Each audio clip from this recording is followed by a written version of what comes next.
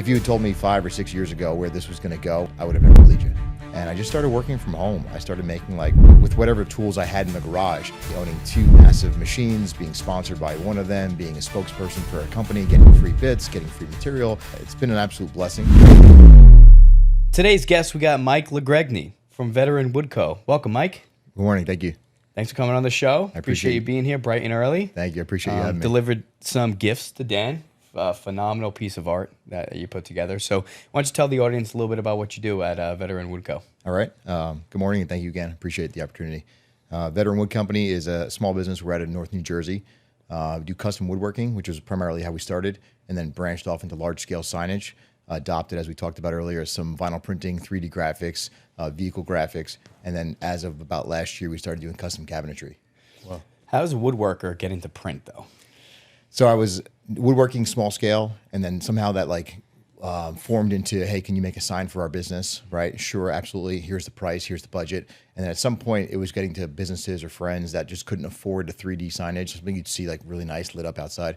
There was a local vinyl shop that I was doing work with that I was outsourcing prints to, and I did a couple jobs with him, older guy, and he told me he was going to retire, and he was asking me, he's like, hey, do you know anyone who wants this equipment?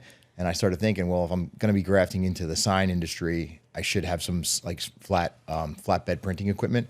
And that's kind of when I purchased his business and just kind of evolved into doing large scale signage, 3D printing, flat vinyl printing. So it's more of like an all-in-one stop shop for signs. Man after my own heart, seizing an opportunity. I love it. Thank you. Absolutely love it. So let's talk about how you got into woodworking, and a little bit about your previous life. From my understanding, you're a Marine veteran. Yeah, correct. Pre-war. Yep. And then you transitioned to being a local PD cop. Correct. And then you got into woodworking. So take us through that entire journey. So I've always been handy.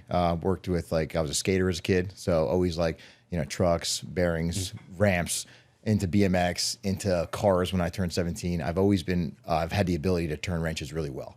So I joined the Marine Corps in September of 2000. A year later, September 11th happens, go overseas for a couple years, transitioned to embassy security, just kind of did SWAT team stuff for embassies while Iraq was kicking off that I was not involved in. Came home, went to college, became a police officer in Bergen County in North Jersey. And as a cop, I always held part-time jobs. Like I always had friends asking me to, hey, give me a hand. I need help siding my house or building a kitchen or doing air conditioning. So I've always just had a knack for mechanics. And throughout my career as a law enforcement officer, I was subject to, I don't know how to tone this, so I guess we can cut this out. I had the unfortunate job of becoming a whistleblower. So I was a plaintiff of a very large whistleblower lawsuit in northern New Jersey against my department who I worked for. And throughout the lawsuit, it became very clear that my career was going to end early. So my wife had said to me, she's like, hey, you're really talented with your hands, like talented than most men. We had bought a house. I did all the framing. I did the tile. I did the kitchen. I did everything in the house. And she's like, why are you not a general contractor? Right. She's like, what are you doing? Like you're never around for Christmas, New Year's, Thanksgiving. I was always working nights.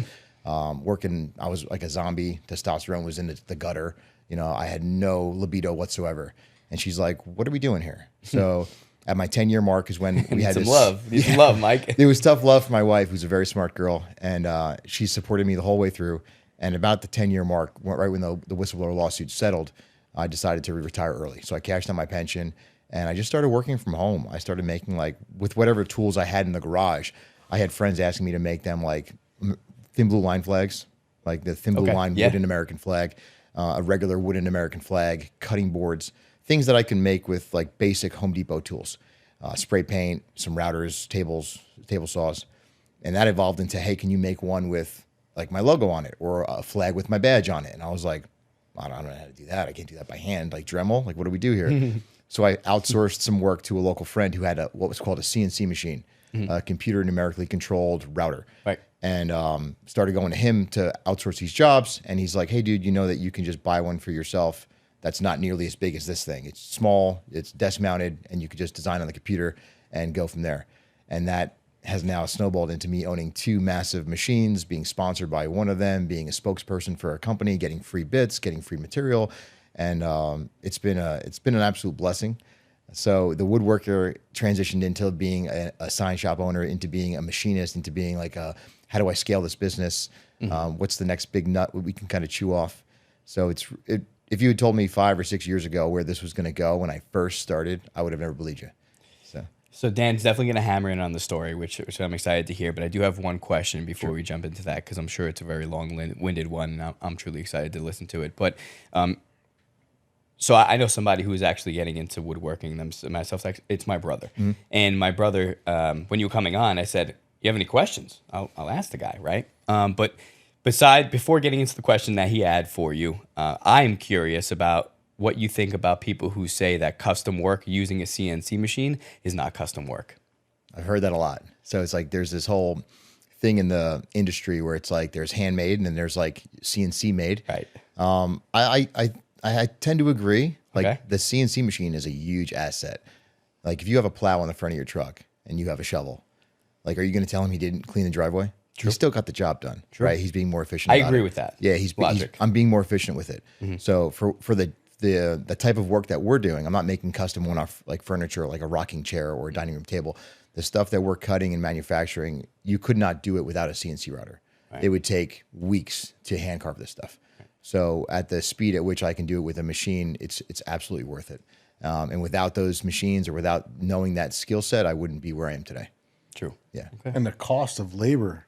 Trying to do it by hand. I can only imagine. I mean, this is an ongoing argument that we could talk about for hours. Sure. Yep. But I was on the same side as you. Is that I said get a CNC machine, right? You're gonna be eventually gonna have to scale the business, and you can't do that if you only have two hands. Right.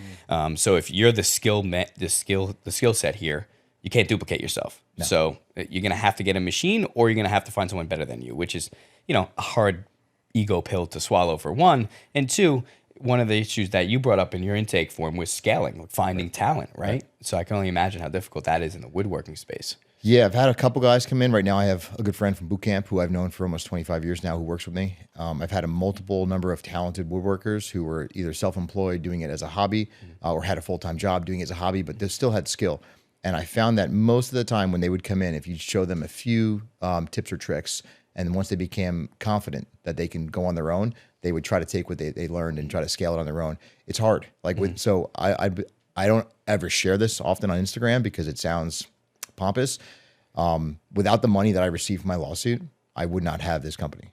Like it took hundreds of thousands of dollars to scale my business, to get equipment, to get electrical, to get permits, to get all the supplies needed to be able to churn out the big signs. It's very hard to do as a woodworker. Like it's very hard to create that profit margin where you're going to say, "Hey, we're in the green this year. We're going to do it again." The first couple of years are hard, and then that settlement check hit, and I was like, "All right, here we go. Like this is going to be enough to have a parachute for me to land. If I could have a couple slow years, and I could still grow the business to where I'm at today, where now it's sustainable." So it took some investment off the front end. Yeah, that's a lot. I mean, I'm building my brand over the last couple of years and putting a lot of money into my brand. And, my team gets paid a percentage of, volume that comes in. And, they don't realize how much had to be put in, how much everything, costs and all this different stuff. And, they don't see it on the back end, but it's hard. We shouldn't, number one, have to explain ourselves. Number two, that's our calling, right? So like you left whatever you were doing. I left whatever I was doing because we knew we had a greater purpose. We didn't know what that was, but it was going to take investment. So someone has to have the balls and the money to throw in so that other people can have an opportunity. And what I found in knowing a business for 26 years is most of the people who are part of the opportunity, if they weren't the initiator of the opportunity, they don't ever understand what it took to create the opportunity and what it has for them, right? So let's dig back here. Let's get into your story. So we spent some time on the phone. I think we spent like an hour on the phone and talked. And, your story is very intriguing and very inspirational. And at the same time, God had a different purpose for you. Yeah. So things happen, in our lives for reasons to really connect us to where we are versus where we should be. And it transitions us. So let's talk about this case of what you can talk about. I guess it's over now. You can talk about whatever. So let's tell the audience, because there's a lot of people out there, I believe in, the police world today and, the EMS world and the firefighter world. Everyone's got to keep their mouths shut. You weren't willing to do so. So maybe you could just share some light on that. Yeah, I'll try to keep it short. I can talk about all of it as long as it's true and it was published because it is public record. So what I can't talk about is that there's a non-disparagement agreement, which means I can't say they did this because they didn't like me. Right. Because I can't prove that. That's just an assumption of guilt. Right. So, but I could tell you the facts that happened. I could tell you how they played out. I could tell you the timeline that it played out. Yeah, sure. So I was there for about 4 years. Had a pretty stellar career at my 4-year mark. Very similar to my Marine Corps career. I was recognized, promoted to leadership positions, was volunteering. Everyone loved me. It was no problem whatsoever. There was a gentleman who was doing donuts in his personal car on duty the morning of a police function at a middle school that I was not part of. He was very senior to me. He was a lieutenant.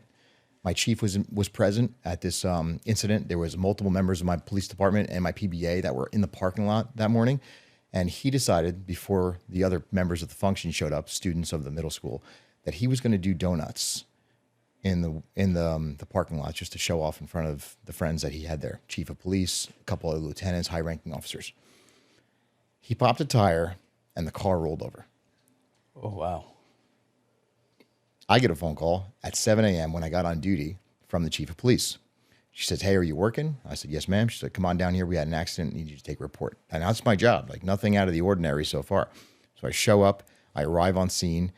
When I arrived, I went right to my chief, female, her name, Kathy. And I said, "Hey, ma'am, what happened?" And she goes, "I don't know. I didn't see anything. I just got here." Okay. Now, the function was starting at 7 a.m., so I kind of believe that. So then I went to the next person in charge, the lieutenant. I said, "Hey, what happened? Did you see anything?" "No." Then I went to my PBA rep, who's like my representation for the union.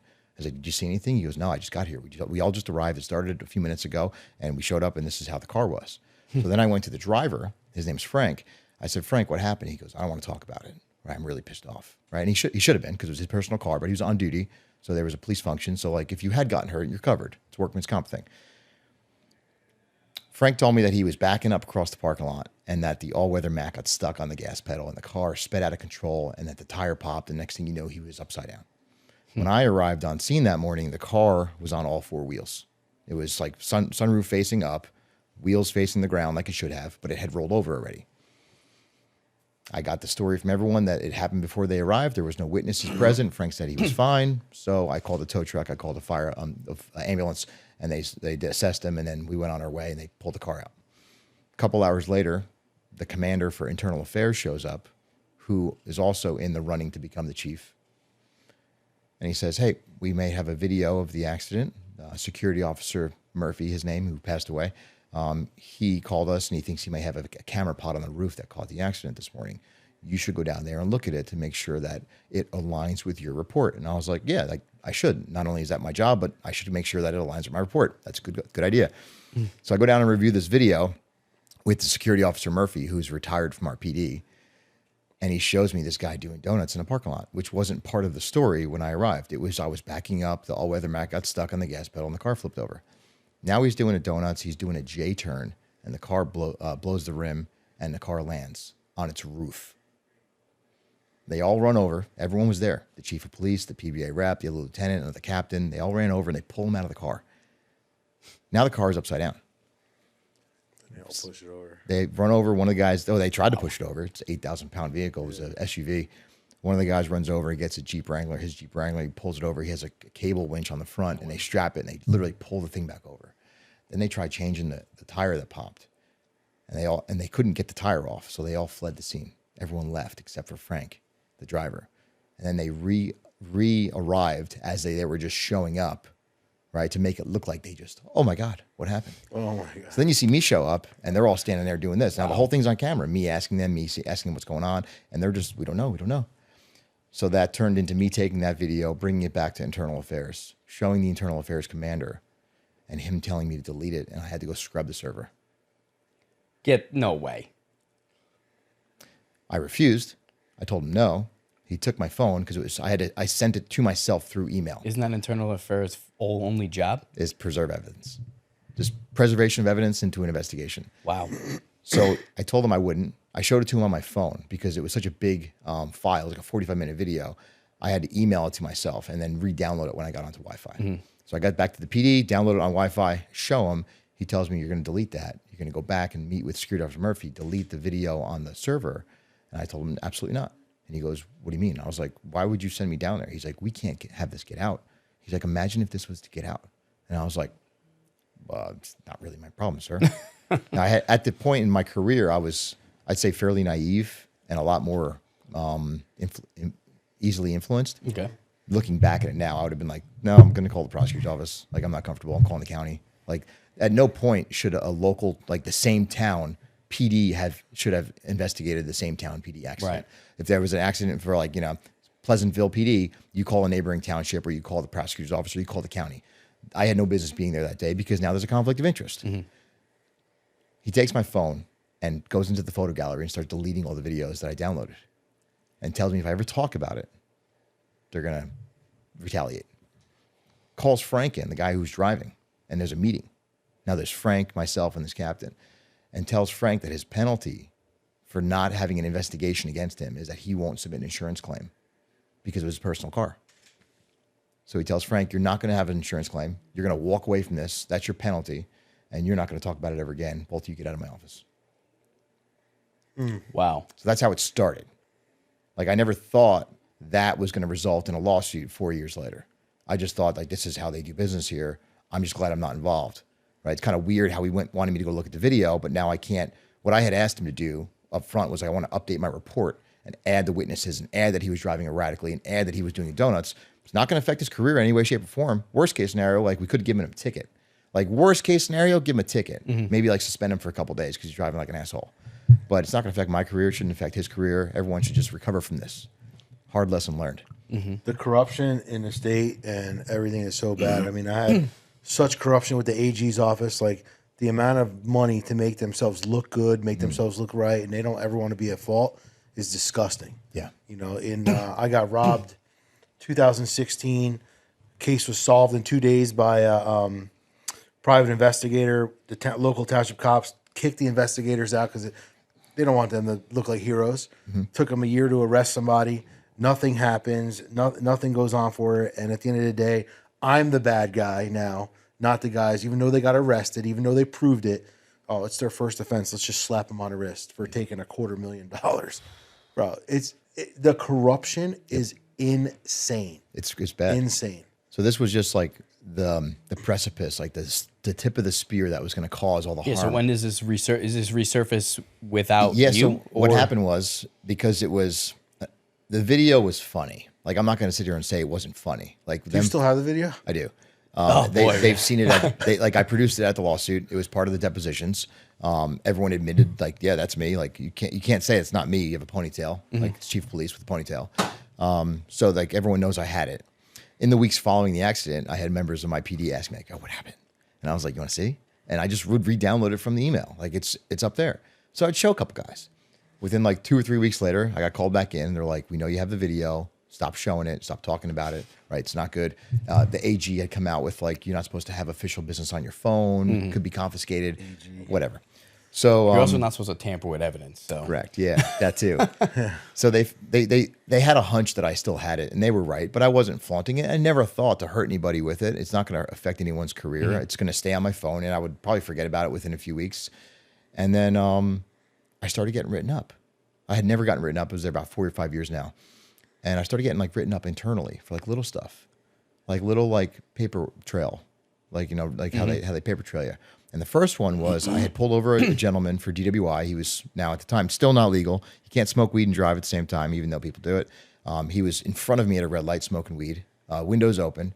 And I was like, is this guy for real right now? 2015, right? Wasn't even on the docket to become legal. Right. So I pulled him over, gave him DWI. He volunteered to consent to give urine. So he gave me urine in a sample. And I secured the urine sample. My sergeant at the time, I had never taken a liquid sample, so he showed me how to secure it. And it went in the fridge, and then we processed him, and he was released a couple hours later. And then the next day, I get a phone call from the evidence lieutenant, Frank, who flipped his car. He's in charge of evidence, who wrote me up and said that the evidence was packaged insecurely, and he got urine all over his hands. Oh. Yeah, it's like 2 weeks right after he flipped his car. So then I go in, and I'm like, what went on? And he's like, well, the evidence wasn't securely packaged. And I went to open it and check it, and it leaked all over my hands. And I'm writing you up for this policy. Wouldn't have leaked in travel if it wasn't secure. So we come to find out that, like, my sergeant was the one who actually secured it properly.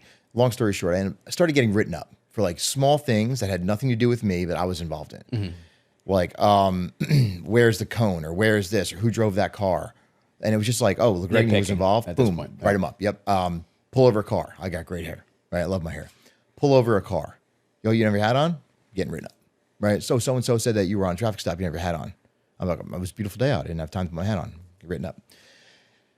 And this sounds all petty. Like this at the time, I'm like, they obviously don't like me, but something's going on. It doesn't feel right. But then something so massive took place. It was a mental health call, right, where somebody was there was a threat of suicide with heroin present, and the woman had a history of heroin use. So we got this phone call about it was a dispute in progress. So we go down there, and I asked the two roommates what's going on, and they were having an argument. I'm not going to get into details, but long story short, it turned out that another argument had taken place. This girl had attempted suicide that week.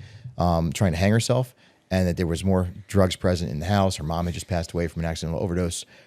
And I made the call based on the totality of circumstances and the three witnesses that were there that I was going to transport this girl to the hospital in an ambulance. Not my personal car, not my police car, but in an ambulance. So I call for an ambulance, and we go to the hospital. When we get to the hospital, I turn her over. They secure all the needles and the sharps. There were no charges. She wasn't under arrest. She was just there for a mental health evaluation. And this is a family we knew in town. Like it wasn't a stranger. Like we knew this family pretty well through their unfortunate circumstances. And I went back to my PD that night, wrote the report saying I transferred. Her name was Nicole. I transferred Nicole to the hospital. You know, no incidences. There was it was pretty an uneventful transport. Like she was secured by the nurse. And then the next day, I get notified that there's an investigation pending, and I can't access my report because I went to edit a couple things. So I'm like, what's the investigation for? They're like, oh, well, somebody made a complaint about your demeanor in the ambulance. And I was like, that's weird. It was pretty even keeled. She was cool. And then fast forward about 3 months later, I forgot about what happened. It was just an investigation that I never knew of. I get called into the chief's office, and she presented me with some questions. They call them interrogatories, like written questions, like were you working this day? Who was on duty? Who was your partner? And it was, where'd you go? What'd you say? Did you touch her? Did you grab her? Like, did you put her in handcuffs? Like, what was said? And I answered everything truthfully, same as my report. Like, no handcuffs. I guided her gently into the ambulance. We turned her over to Nurse Sally, whoever. And then about a month after that, I had a foot pursuit. Ended up tearing my meniscus, and I was out for surgery. And then like a month into surgery, this is now like 6 months after this incident. July, the car flipped over. Labor Day weekend, so September, was when I got written up for this like urine thing with the DWI. And then I think it was late September was this girl with the mental health call. And then I tear my knee in January, February surgery. And sometime in March, I get a phone call from my chief. She's like, hey, we need you to come in. We got to have an interview with you. So I go in, I meet with her, and she goes, I have some good news and I got some bad news. I was like, all right, how are we doing this? She goes, what do you want first? And it was like a game for her. She goes, well, the good news is the prosecutor's office is not going to indict you for kidnapping. Kidnapping? Yeah. Now, as cops, as like street cops, we didn't indict anybody. We wrote up charge sheets and we would send them off to the jail with the charge sheet. So when she said indicting, I was like, I had to go back to like police academy days. I'm like that's like going to court, like you're getting arrested and like you're getting charged like for the felony, which we don't have, and we have degrees. I'm like, that's a big deal. And I'm like, for what? And she goes, you took this girl against her will with no probable cause and threw her in the back of an ambulance and robbed her of her civil liberties. That's a Fourth Amendment civil liberty violation. She goes, you can be arrested for kidnapping. She goes, the bad news is I'm suspending you for 30 days unpaid. Now I'm at like a 5-year mark. I'm already at top pay. We had a 5-year contract, making like $130 as a patrolman up in Bergen County. And now you're going to suspend me for 2 months without pay because they're telling me that for whatever reason, I improperly took this girl to the hospital against her will. So now my head's spinning. And I'm like, what happened? What happened? Like, what went wrong? Who complained? I want to know everything. So I was able to get all the discovery. I was still out with my knee injury. I went back home, presented to my wife, who's like freaking out. We just got married. We just bought a house 6 months ago, 6 months into our marriage. And I'm thinking, we're going to lose our house. We're going to get divorced. I'm not going to be able to pay a mortgage. She's like, she doesn't want to marry me if I lose my job. Like, this is not a good setup for my career. So fast forward, her parents didn't believe me. Her dad was a doctor. Her mom was a nurse administrator. Like, they wanted her to marry a lawyer or like a doctor, and she marries the Marine cop who now potentially could get fired or go to jail for kidnapping. And her family finds out about it. They're disappointed in me, to say the least. Everyone in my circle is like, what are you doing at work? And I'm like, I'm just trying to do my job. But like something went wrong, and I don't know where it is. And so when we got to discovery, it was the girl we transported to the hospital, her sister who called 911, and the landlord who was present there all three of them made complaints about how rude and belligerent and derogatory I was at the scene and then in the ambulance. And then there was somebody else who complained about me in the ER, right? There was a doctor whose name we know. He complained about my demeanor and said I was very rude and belligerent to this young girl. You don't strike me as a type. No, yeah, I didn't strike myself as a type either. Almost 8 months after this incident, it was June now. I'm still out with my knee injury. I had ended up getting sepsis, so I was in the hospital for a while. I'm limping into a deli to go to quarterly training for use of force. And I'm just like, let me get a turkey sandwich before we go to sit in death by PowerPoint for a few hours. And I'm sitting there getting a sandwich, turkey please, light on the mayo. And the sister that called 911. It's funny you remember what you ordered. Yeah, it's pretty basic, whole wheat, no crust. And the sister is sitting next to me at the deli counter, and she says to me, she goes, Officer Mike, because that's how Legregny sometimes is too much. So Officer Mike. This is the one for the house you went to. Yeah, the sister that called the police. Called 911, that begged me to take her sister to the hospital, that told me she had to cut her down from a noose the week prior, told me they had an Narcan her the day after. Like this, but the girl, the sister now, she's a sober, contributing member of society. She goes to school. We never had a problem with her. As far as we know, she's a sober living human. And she says, so Officer Mike? And I was like, yeah. And she's like, do you still work here? Now, I couldn't really walk very well. So that was going to be reason number one. I didn't go back. And then I almost got indicted. So my answer to her was, kinda. And she's like, what do you mean? And I was like, well, I almost lost my leg. I had a terrible infection from surgery. And then I almost went to jail for your family. And she's like, what are you talking about? And that's when the hairs on my arms. I said, I just got chills. I said, the interview and the statement you gave to the police department about what happened in September. She goes, what interview? And I said, oh. No way. They fabricated this whole thing. So one of the detectives. Get the fuck out of here. One of the detectives that was at the scene where the car flipped over, who was on video of manipulating this, whatever, he was now in charge of the IA, the internal affairs complaint, that I took this girl to the hospital against her will. He fabricated 2 or 3 witness statements and used their name and forged a signature and almost got me indicted. But we didn't find that out. That's got to be criminal offense. Oh, it was absolutely criminal. Hence the lawsuit. Did he do jail time? No. He as soon as we produced the witness, he quit. He resigned. He had to. Yeah. He would have got indicted. So part of the lawsuit was like, I was in it for principle. At that point, I had nothing to lose. I'm like, we're going to court. We're going to bury these motherfuckers. This is all about principle. I'm going to salvage my career as much as I can. They're going to unfortunately have to pay the penalty. And once they saw the witness list we had, because it wasn't just her, it turned out being like the landlord and somebody else in the future. Like there was multiple things all around this car accident. People just started resigning. The chief walked out of a deposition a week before trial and resigned that day. Like it was nuts. People were just dropping. 3 or 4 people just dropped out. So wow. The worst part was they had time to drop out. They had 25 years in, 20 years in. I was the guy stuck there with 10. So I was like, great. Now I get to drop out also, but what do I have to show for it? So it was a hard pill to swallow for a long time. Wow. So how long did that go on for? Litigation took about 3.5 years. Like during the litigation, we were able to prove multiple times that they were just essentially fabricating complaints about me. It was probably happening to other guys in the PD, but unfortunately, like I couldn't just add them onto my complaint. But there was multiple like ridiculous complaints that were kind of coming to the surface, and it just didn't seem believable. And then once we realized the same detective was kind of behind the scenes of most of these complaints, we all just chalked it up to he's a liar. So what happened to these people all in the department that ended up staying? A lot of them get fired.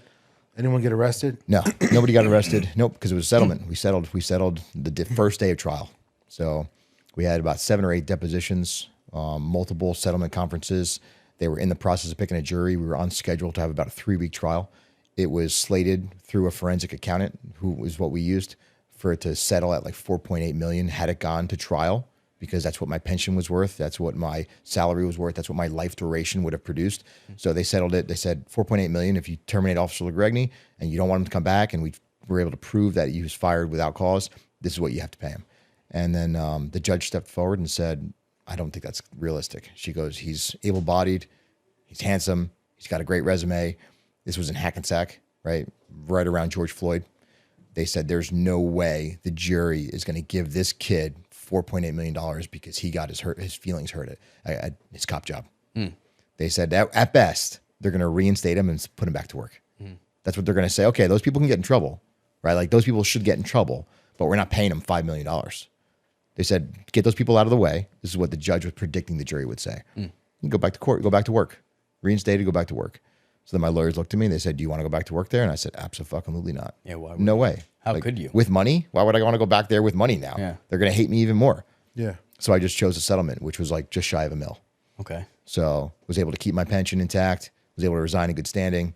And then there'd be another podcast or two for what happened after the fact. It's another episode. Wow. Yeah. Awesome. So Crazy story. it wasn't the setup I wanted. I would never like have done this again. Like I would never wish this path for anyone to go try to survive that emotionally. During my lawsuit, I had sepsis. My wife had cancer. We almost lost our house. Oh, wow. Like it was bad. Like it was like not like little cancer, like full out chemo for 9 months. Wow. Like in the hospital. I was on FMLA for the duration of my lawsuit because I couldn't work and take care of her at the same time. Right. So it was a very hard springboard into entrepreneurship. Oh yeah. And it wasn't until that like settlement check came in where I had finally a breath of fresh air where I could breathe. I felt relief. You said it was like 3 years. It took a while. It took a while. Yeah, it took a while. Yeah. So my whole thing is like upside down. Like I had this was like 4 years ago. I had $1 million lawsuit against the AG. Then it goes to $3 million. Oh, AG against you, right? Yeah. And all bullshit, bro. Ex-employee set up this whole thing. And my lawyer's like, listen, bro, they've got unlimited money. Yeah. And you're going to go to trial and they're going to bury you. Shout out, Mike. So, so I get at the end a final judgment of $6 million from the AG. Fucking crooked ass shit. Against you? Against me. So now I'm determined to start putting videos out there and do stuff like just bust Andy Frisella fucking nightmares out there, like how crooked everything is on all this. Because, dude, I did my depositions, days of depositions, testimonies, bro. My lawyer's like, dude, like they have nothing, but they don't want to look wrong. And these deputy attorney generals want to work their way up the map and make themselves look good. 3 different AG people working on my case throughout. And like literally the one girl sitting there almost crying when I'm telling my story and like can't even believe it. And they still want to put the bullet in your head. Bro, so crooked. Yeah, so now it's taken years. Like it's taken almost, I've been out of law enforcement now 6 or 7 years. It's taken almost 4 years of proactive healing, proactive therapy, proactive retreats to Mexico for psychedelic journey work, proactive therapy with psychedelics here in the US, proactive retreats, yoga, meditation, mindfulness. It's taken 4 years, almost 3 years of not drinking alcohol, which I never had a problem with. I just knew it wasn't good for my body, my brain. To finally come over like the cusp and get past like they took something from me. Like it took so long for me to realize like God, Jesus, our creator, that was never meant for me. Like I was never meant to stay 20 years there. Like my mission, my purpose for my life was to go there, eradicate some corruption, show other people how to do it. That's what it seems like. Do the right thing, save some lives while you're at it, smile, and then move on to your next thing. Hey friends, Joe Butler here with Ability Tree. Ability Tree comes alongside families impacted by disability by providing rest, recreation, education, support, and training. We're so proud to be the charity of choice for Intrepidus. And when you partner with us, you help us to come alongside families to make community possible and Jesus accessible to them. Thank you so much. $6 million ain't gonna crush me. Like I know how to make money. Take 10 million, I'll make another 30. That's great. You know what I mean? I don't give a shit about money. I just think it's the point and principle for them. So for me, I'm like, listen, dude, I'm 10 foot tall and bulletproof. Like you want to shoot a missile at me, you're gonna throw me across the yard, but I'm gonna keep charging at your ass. Yeah, dude, I like that. You know? It's beautiful. Let's talk about the psychedelic trips. I didn't know anything about that because I didn't see it on intake form, and I only know what I know about you. Dan and you have a little bit better or more intimate relationship, so you guys know a little more. But psychedelics is kind of my thing, right? Yeah. I believe it's an absolute pathway to greatness and Unlocking all aspects of life. And I think that medicine today is quite naive, but it's starting to catch up to the full potential of what this could do, you know, especially in like PTSD type situations, right? But tell us a little bit about your experience there, and then traveling. Is it under a shaman? Yeah, I'll share that. Yep. Okay, so give us a little bit. It was about a year or two after I left the PD, where the money had come in, the settlement check had come in, the business was established, Instagram was up and running. And on on camera, when I look back at it now, I was doing my stories, making my posts, doing the hashtags like I should have. But if you look at my face like 4 years ago on Instagram, there was no facial affect. There was no light behind the camera. Like there was nothing, there was no one back there. I was extremely pissed off, like from the lawsuit, my career. I was cynical. I wanted to burn it down. I dreamt every day of shooting that place up. Like I was that guy. Like I was so pissed at how it all panned out. And my wife was really the only one around to see it. And so she became my punching bag. Oh, it was bad. Not physically, just Well, clearly, emotionally. yeah. Yeah, emotionally. She stuck not that around- kind of cop. Yeah, she stuck around through it. And she's the one that saved my life. My wife has saved my life. She psychologist by trade, Oh, beautiful. probably the youngest, highest rated administrator psychologist in the state. Very high achieving woman, very smart, very intelligent, beautiful. And she said to me about 4 years ago, she goes, "We have a problem. I'm not going to sit around here and watch you do this to yourself and watch you kill yourself, like slowly kill myself, because it would have happened." She goes, "I'm going to give you 3 options. You pick one." She goes, "I'll stay for any of the 2. Divorce, antidepressants, or go to Mexico." Go to Mexico. That's exactly how she presented it. It was go to Mexico. Now, I was like, Interesting. "What's in Mexico?" She goes, "There's this program that's out there, right? And all these veterans are going, these special forces guys, Navy SEAL guys are going. It's called 𝐽𝐵𝐽. 𝐽𝐵𝐽. It's a powerful psychedelic. Works really good on the brain and PTSD with reshaping your belief systems and removing TBIs, helping with anger and depression, breaking addictions overnight. A lot of opiates and alcoholics go down there for addiction treatment." She goes, "I think it would work with you." Now, she didn't tell me this, but she had already worked with a program like that when she was in college getting her master's with 𝐽𝐵𝐽, with a study that was happening out of the Not country. familiar with 𝐽𝐵𝐽. Yeah, so 𝐽𝐵𝐽 is 𝐽𝐵𝐽 is an alkaloid. It's called from the iboga tree, which is in the Congo of Africa. 𝐽𝐵𝐽 is the alkaloid they extract and they concentrate it, and it's the most powerful psychedelic, longest lasting psychedelic trip known to man, as far as we know. Stronger than ayahuasca. Oh yeah, ayahuasca is a walk in the park. Really? So, yeah, 𝐽𝐵𝐽's pretty nasty. 𝐽𝐵𝐽, they consider it like a conscious dream state drug when they classify it, because you're able to work with it, interact with it. So I'll get to that in a second. My wife wanna do this yeah, shit. it's pretty Yeah, wild. so do I actually. But My wife not presented me with 𝐽𝐵𝐽. these 3 It sounds options. Intense. Yeah, it's very intense. But Did you you can do work. ayahuasca? ayahuasca before or no? No, this You was just went my right- first. This was you like, went right all in. You went for the top. I didn't like who I All or was. nothing. I didn't like who I was becoming. I didn't like what I wasn't feeling anymore. I wasn't feeling emotion. I couldn't cry for years. I was so pissed off. I was angry. My dad was angry. So that was my drug of choice, was anger. Like my dad was angry, I was angry. My dad was begrudged, I was begrudged. Like it was just generational trauma that was getting passed down and I didn't know how to break it. So applied to this company. It's called The Mission Within was who I went with. Great nonprofit. They're out of the US, themissionwithin.org. And I was accepted. I got screened online. There was a counselor. They wanted to know why I wanted to come. Any PTSD, any alcohol or opiate addiction, drugs, drug usage, whatever. I qualified and I went on my trip in September of 2022. So about 2.5 years after I left the PD. Probably 6 months prior to before I would have killed myself. That's how pissed off I was. Wow. I was, average suicide candidate is a white male in his 30s with guns. Like that's us. Like that's cops. Went down to Mexico. There's a whole intake screening process. You got to do What part blood of work. Mexico? It's just south of San Diego, just south of Tijuana. Oh, okay. Like you're in TJ. You fly into San Diego. You meet up with your team. Drive in. Yeah, everyone gets like med passes. So typical cost at the time was about $4,000 to $5,000. It's gone up since then because there was a documentary just came out called In Waves and War, which has really increased the optics of the medicine. So, and I don't blame them. Like it's in high demand right now and it's working. So 𝐽𝐵𝐽 is it's pretty intense. You're able to kind of unlock memories. You could have extremely vivid visuals, almost like VR.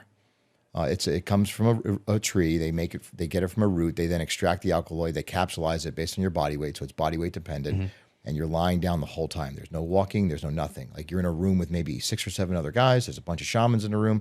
You are wearing a heart monitor. You got a blood pressure cuff. You've got a full EKG hooked up, so it's medical based, but also very traditional spiritual. The practices are held in high regard. So while you can pray and meditate and do all the ritualistic shaman stuff, there's also a cardiologist in the room next door in case something happens. So they've got both sides of the spectrum covered. You're laying on the bed for about 12 hours or more, depending on the dose they give you. It could be up to 20 hours. And you're having extremely, not everyone, there is a disclaimer. Like they like to say it's not guaranteed you're going to have visuals, but the medicine's working regardless.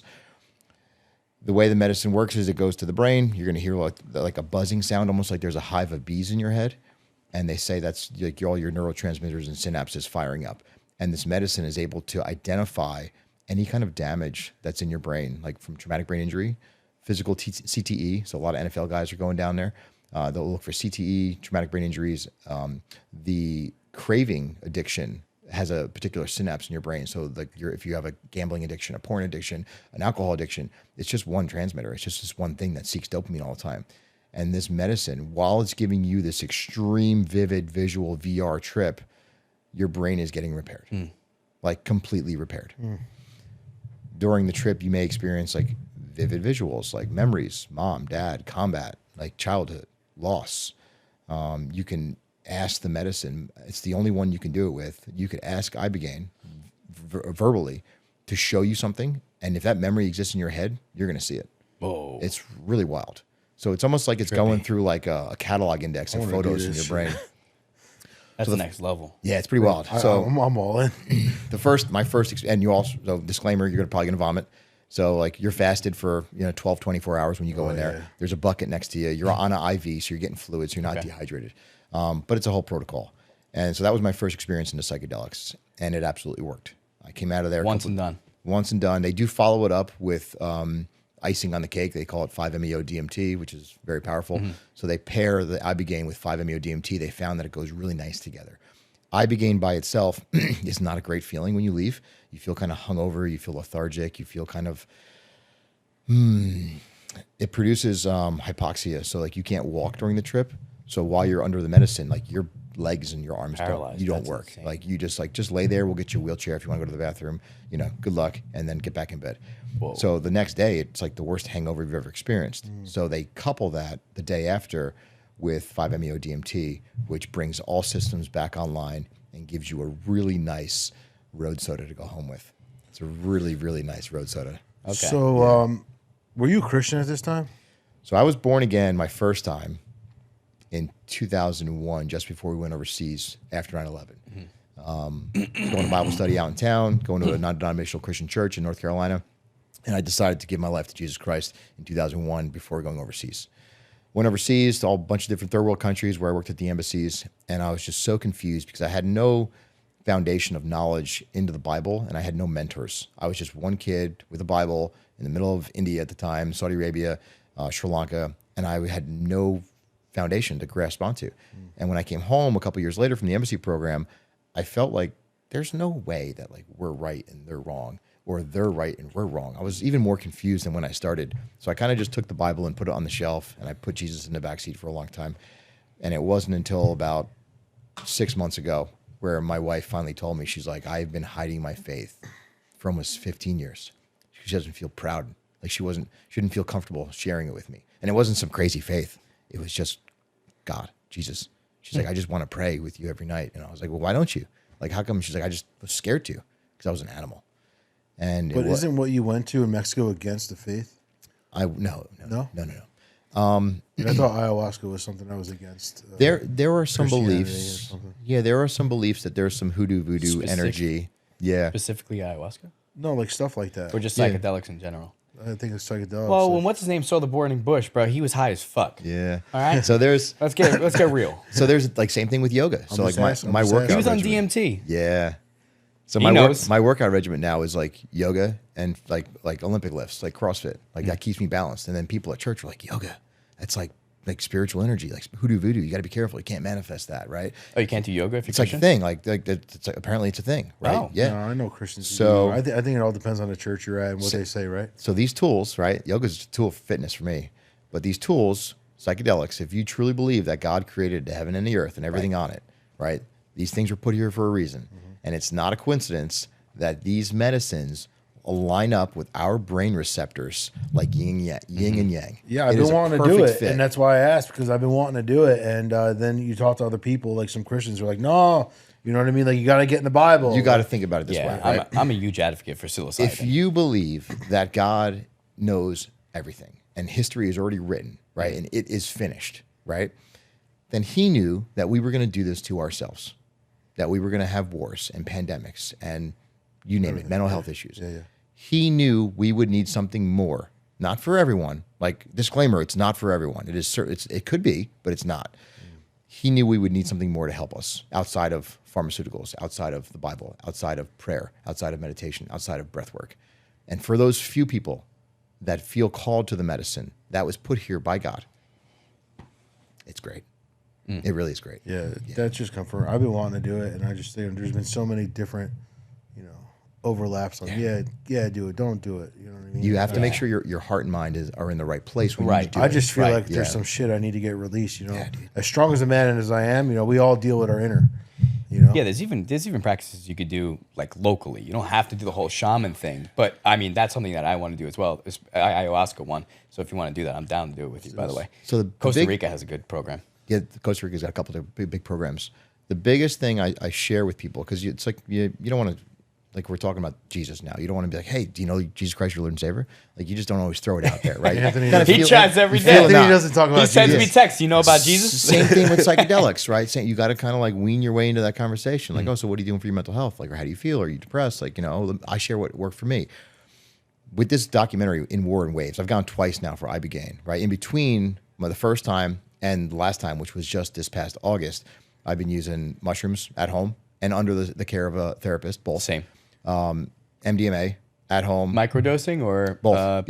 Macro. scheduled, No, I'll do microdosing. I'm in a microdosing program right now where we microdose and we track our behaviors, right? And we journal everything down. Yeah. Then I'll do a macrodose like once a quarter or once every other month, like 6 grams, 7 grams, 8 grams. I've sat with a therapist and done Heroic. I've sat with a therapist and done MDMA therapy. My wife and I just did MDMA therapy Is together. MDMA ketamine? no, ketamine. Because this ketamine thing's coming out now where people are doing ketamine Ketamine's under. also a very, very strong anti-anxiety, Yeah, depression ketamine's type a deal. dissociative. It doesn't fall under a classic psychedelic as far as classification goes. It's really good for depression and those bad thoughts. So what it does is it dissociates you from your thoughts. So you may go into a ketamine therapy session. I've done ketamine at home. It was great. A company called Mind Bloom. I'm not affiliated, but they had a really great program called Mind Mind Bloom, Bloom. okay. It was like a sublingual tab. The whole thing's monitored. You get a blood pressure cuff. Cool. Like, it's really well. They were really well thought out. I just And, remember people tripping on ketamine back in the day. Yeah, K-hole. Licks, you Yeah, know, yeah, K-hole. like yeah. K-holes and shit. Oh my God. People Yeah, like Ketamine's great for dissociating yourself from the bad thoughts you're having. It's not going to help you level up. It's not going to help you get creative versus like mushrooms and some other things can help you get more artistic. You may go into a ketamine treatment saying, I just don't feel like living anymore. I don't feel like being here. I'm not sure why I feel this way. And then you have your ketamine experience. It's kind of like a lucid dream. You sleep a little bit. You get a little tired. You go inward and you come out 45 minutes later and they ask you, how do you feel? And you're like, I feel pretty good. You want to hurt yourself? No, I don't. Not even sure why I was thinking that. I don't even know where it was coming from. Yeah. It really dissociates that conscious voice from your inner thoughts and it separates the two and it just gets rid of it for a while. And it works. They're great. Each one has their own benefit. And that, you got to use them. The psilocybin thing is super interesting. I don't know if you've seen, there's a recent study that they actually they made this hybrid virus. So they took psilocybin and they put it into this virus, and I forgot what the name of the virus is, but it takes over the entire root of the brain very, very quickly. Wow. And then they took a dye from a jellyfish and also bioengineered this into the disease, into the virus, but then took away all the things that the virus that degenerate the brain. And then they added psilocybin and they injected this into rats' brains. And then they measured before and after the synapses between all of the brain signaling. Yeah. And then they took the mouse's brain and literally cut it into halves, into little slices. Halved it, yeah. And then they measured the before and after, and the amount of synapses that were recreated was like 10x what it was prior. Yeah. So not only does it repair, it creates new synapses. Oh, yeah. So that was icing on the cake for me. I've guys been are following on psilocybin for a while. different planet right now talking. So when I left Mexico the first time, everyone feels great. Like no one goes on one of these retreats and feels bad when you leave. Like usually by that last day, whether it's 5 or 3 or 10, it's like, wow, like, I can't believe I can feel myself. Almost like again. taking over the world. You want to, it's like, I told my shaman dude, I was like, hey, I feel like I just want to climb to like a mountaintop and shout how good this is. Like everyone needs to do this. Right. If all the world leaders in the world at the same time smoked 5-MeO DMT, instant world peace. Right. Like instant world peace, right? That's problem It's wild. Yeah. So they caution you, like, listen, it's not everyone else did this while you were down here. Like Dan was still very much in New Jersey. Anthony was still in New Jersey. Not everyone is going to feel the change you are, right? Go slow. It's like roll slow when you go home. Like don't tell everyone. Like just kind of feel it out. Yeah. MDMA therapy has been the most transformative out of all the journey work, out of all the plant-based medicines and amphibian medicines. I feel like all the resets, like all the big retreats, like ibogaine and ayahuasca, or like a heavy heroic journey for mushrooms, those are all great and they feel fantastic afterwards and you really feel grounded. But they don't always tell you why you got there. You don't always figure out, like, why did I even get to Mexico in the first place? Or how did I get to being so angry I was in the first place? Or why did I cheat on my wife? Cause, for years. Right. Why did that happen? MDMA therapy has been such a transformative tool, which is also soon to be deschedulized. Right. They're looking at that really soon. I think it is already in Ohio. It might be. But it's so beautiful. It's talk therapy. You're very lucid. There's no visuals. You're not tripping. And what MDMA does is it unlocks your brain's limbic region, which is your ego and your fight or flight. Also known as Molly. So they turn that off. Yep, Molly. But this is clean. This is clean Molly. Yeah. So it turns off your ego. It turns off your fight or flight. And it leads with love. It's a very loving feeling. I'm very So how? So now you're. How do you even get approved? Because I did. So obviously I know the power of MDMA for other reasons outside of therapeutics. Yep. But I've researched it after the fact, right? Because you don't. Now you're older. You don't just want to start taking tabs of shit, right? Yeah. It's just not the adult thing to do. But after a smaller dose of MDMA with my partner, significant other at the time, like the connection that you had and like just the conversation, it just opened up a world of freedom for the past, present, and future. But I actually couldn't find anything more recently without actually having post-traumatic stress disorder to get approved for an MDMA treatment. So MDMA right now, you can't get approved for it. You can only participate in trials. So like Johns Hopkins, right? Gotcha. It's only available in trials. So when I say I do MDMA therapy with a therapist, it's all underground. So these are either people that we know through the network, that we've met through meetings or ceremonies. The two people I have are both licensed therapists. Like they have a practice. Like Dan has a studio. They have a practice. They have license. They have to abide by the state rules. But on the weekends, they use their license and their therapy knowledge, and they couple that with plant medicine, whether it's psilocybin or MDMA. They're doing God's work. They're doing God's work. Yeah, they're doing God's work. They are changing lives. You open to sharing that with us, not on video. Yeah, absolutely. Yeah, definitely interested in having that conversation for sure. The journey work's been beautiful. Let's wrap up the day. This episode took a turn, but a really good turn. Yeah, we didn't talk anything about business. You want to talk like 5 minutes about business? Yeah, let's do that. But because what I want to say is, like, how do you use your woodworking for therapy? Because I see the way you present yourself. I see the passion you have. I just see, even watching you make that long cabinet for that long time. And the red one? Yeah. Bro, you're like, literally, you're like, it's not that you're OCD, but you fine tune. And just like how excited you are to present the craft that you have. So how do you use what you do right now for therapy? And then just close it off with your business, and then why people would want to choose you to do this. Yeah. So as I mentioned earlier in the show, I've been gifted with this talent with my hands, my eyes, my ears, and my hands. I could create. I've always been a really good creator. When I was a law enforcement officer, I found like I had a really tight leash on me. Like I had a really tight leash. They didn't let me work like I wanted to work. There was massive repercussions for doing bad work. And then eventually I was asked to leave. I had a rebirth. I had an event that saved my life. My wife and this medicine and God or Jesus, right, saved my life. And I now have the opportunity to use my gifts, my true gifts, my innate gifts to create. I sat down with my coach a couple of years ago and we were kind of whiteboarding a mastermind session. He's like, what are your superpowers? And I was like, integrity, compassion, and leadership. He's like, all right, how are you going to use those in your business? So we kind of drew up this plan on how I use those. And he's like, what is your life's mission?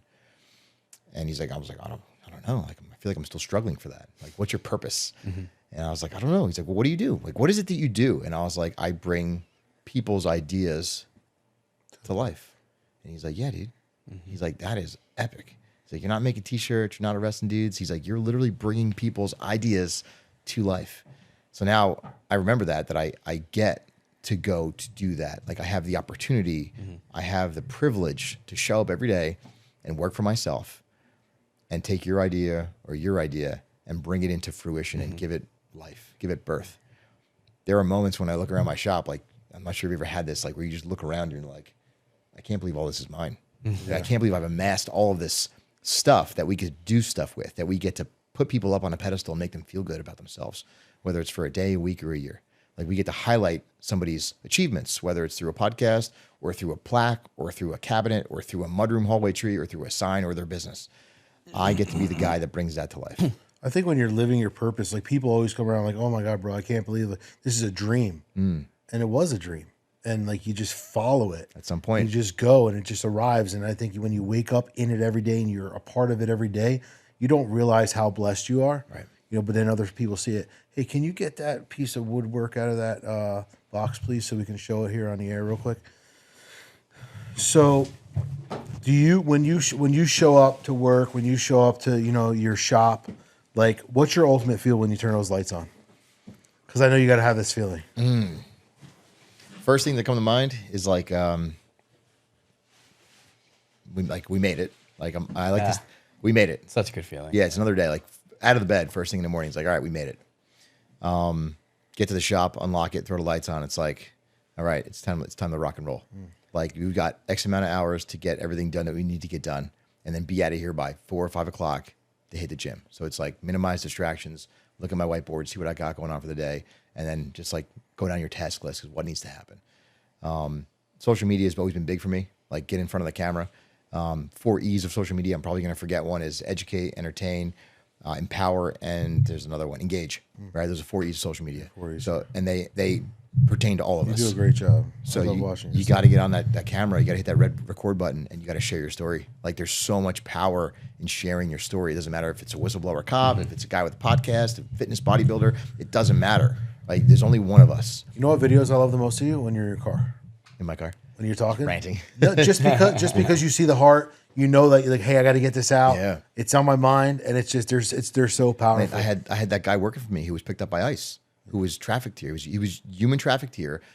I didn't know it. Started working for me. Got picked up by ICE. I was able to figure out who trafficked him, how he got here. His ex-girlfriend threw a restraining order on him. She was the one that facilitated the trafficking.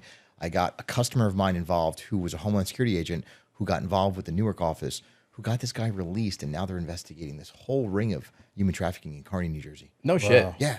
Wow. Yeah. Through woodworking. Like I saved this guy's life. And it's crazy because like he came to me just poor, borderline homeless man looking for work, and he had a girlfriend. Turns out she was his handler.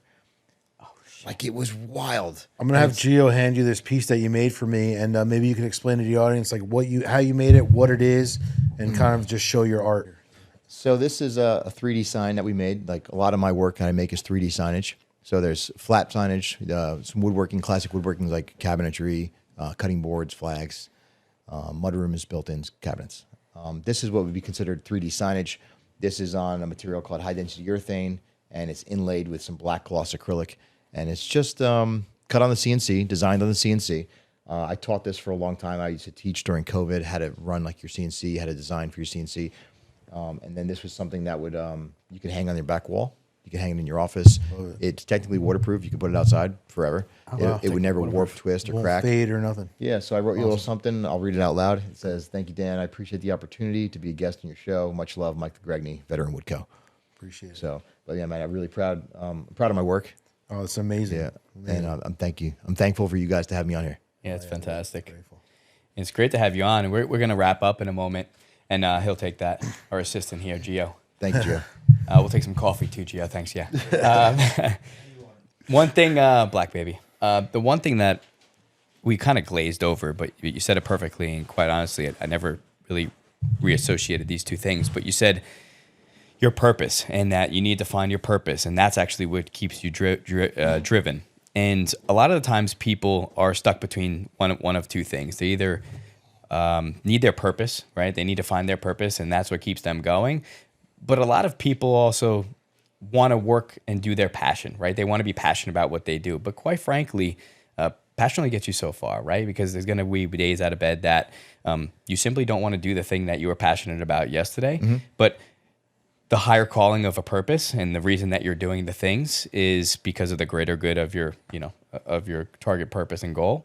is extremely powerful. So definitely wanted to say that about what you stated there. But my favorite question to ask, and then we're gonna close out today. I mean, we could continue to talk to you for another 2 hours easily. I didn't expect this whatsoever. But when you lay down at night, you've been through a lot.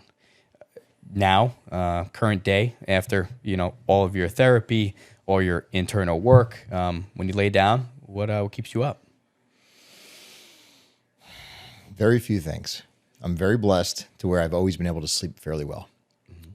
Stress, especially during work, used to make me crash. Like I'm a guy that with stress, I crash.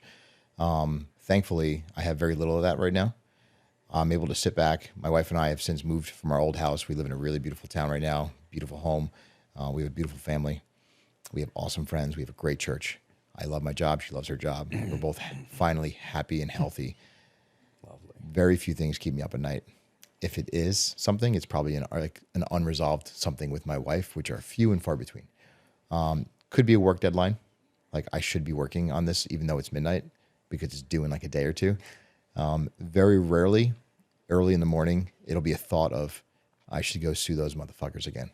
Oh, really? For what they did. Because there was more that came out after the wash. I should call my lawyers and bring them to the cleaners. We'll do a Joe Rogan episode, me and you. Yeah. So, but other than that, sleep is good. Yeah. Fitness, family, faith, food.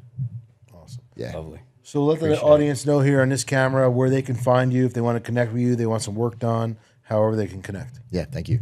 Veteran Woodco, veteranwoodcompany.com.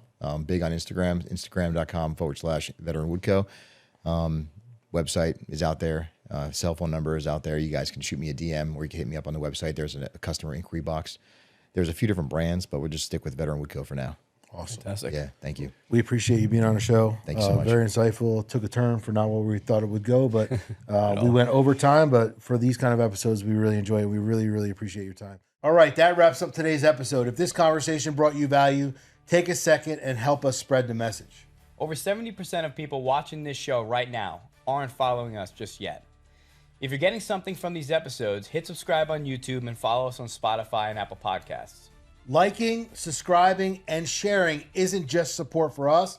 It's how the message reaches more business owners, leaders, and people who need to hear it. Every share helps. Every comment helps. And every subscription keeps this show growing. We appreciate you being here and investing your time with us. Stay focused, stay disciplined, and keep building.